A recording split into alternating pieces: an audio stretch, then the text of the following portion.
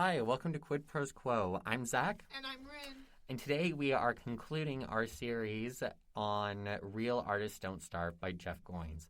If you haven't listened to the prior episodes, that is okay. You can start here. You should definitely go back to get a more holistic view of the principles that we're talking about, but you don't need to know anything about the prior episodes that we've talked about to enjoy this one. You also don't have to watch them or listen to them in order. Yes, that's a good point as well. So today we are going to be starting by talking about the principle that the thriving artist apprentices under a master. And, last episode we talked about this kind of Renaissance era view of a wealthy patron hosting an artist to create their art. And I feel like when people hear this, they're going to think about the kind of traditional thinking about the apprentice stonemason, learning from the master stonemason until he becomes a full-fledged stonemason or whatever, as if it were, 1516 in rural Europe. But this isn't exactly what it's talking about. You don't actually need a physical person to be your master. If it can be a physical person, absolutely go for it. But if it can't, there are other ways that you can get around that.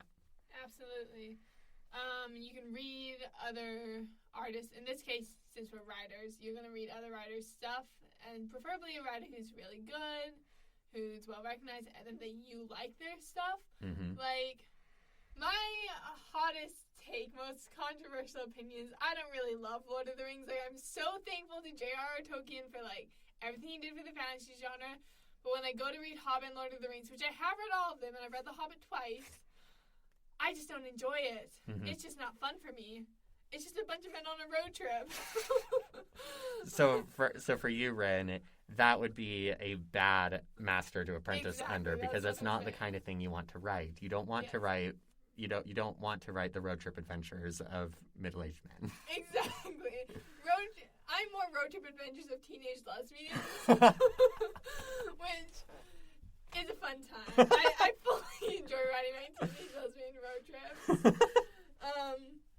But, you can also listen to commentary about that art. So maybe now that I've given a non-example for me, a good example for me would be, Marissa Myers. Okay. She writes, the Lunar Chronicles and Heartless, and she has her Renegade series, and she has a new Rumpelstiltskin going out that I haven't read yet, but I want to. Mm-hmm. And you can tell I really like Marissa Myers.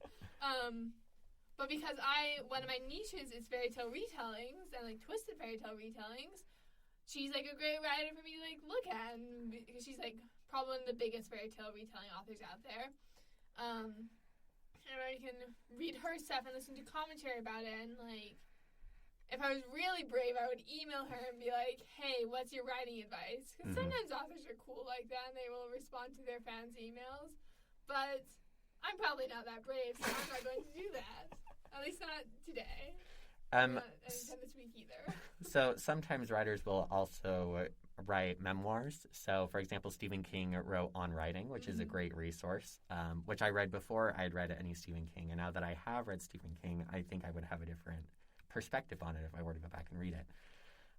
But one of my writing inspirations is a writer by the name of Terry Brooks. Mm-hmm. He was kind of the in-between between Tolkien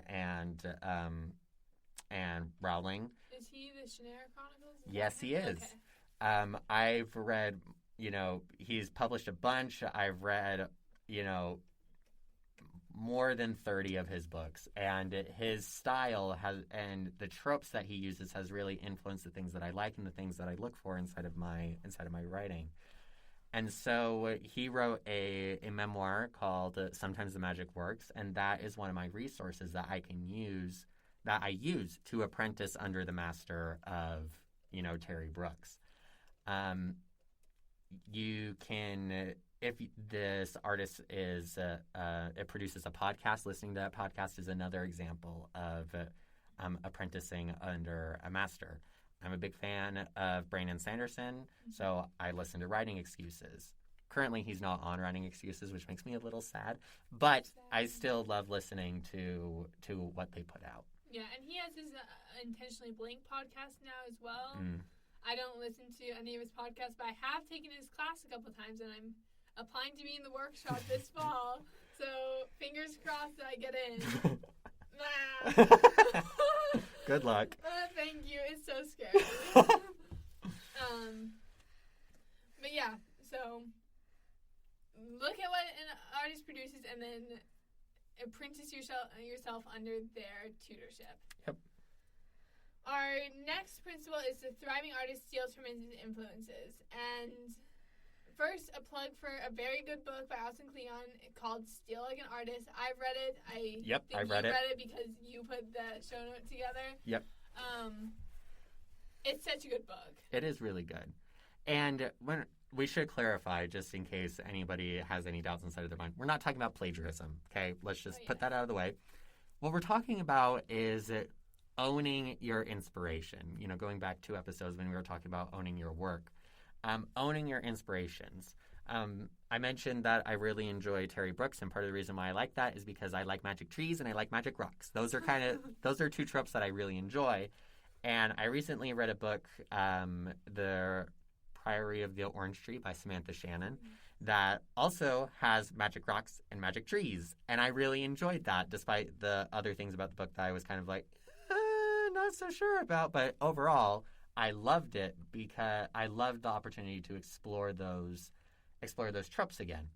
And so I can own, wanting to put magic trees and magic rocks inside of my stories as a way of stealing from my influences. Absolutely. Because it's important to remember that there's nothing actually original about any piece of work. Like, at this point in history, everything has been done before. So really, you just need to take all these fun story elements, put them in a blender, and mix it up into a fun new book smoothie. Yeah.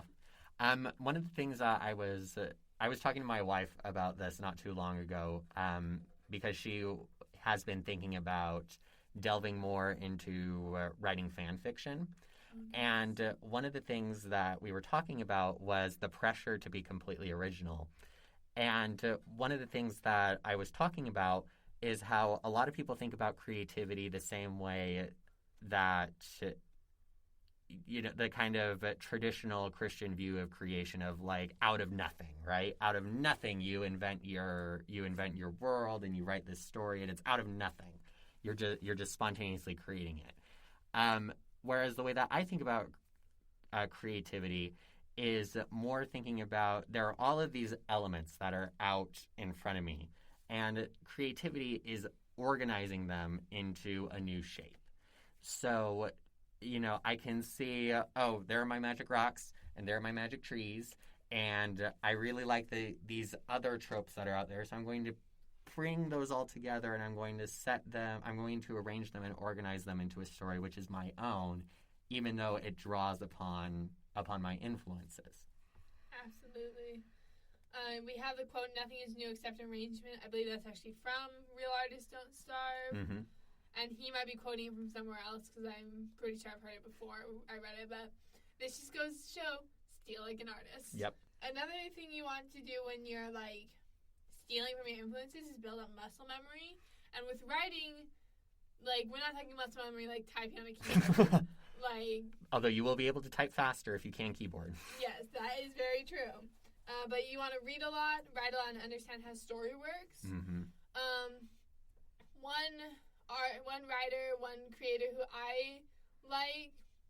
Sometimes I get a little tired of her because I feel like I already know this stuff. But if you're a new writer, Abby Emmons and K.A. Emmons, they're sisters. They have the Kay and Abby Show. It's a really great writing podcast. But Abby Emmons specifically does her Science of Stories series on YouTube, and it's sort of baseline stuff, which is why I don't watch everything she produces. But very cool indie author who understands how a story fits together. So if you want a good resource to learn about that, I would recommend Abby Emmons on YouTube.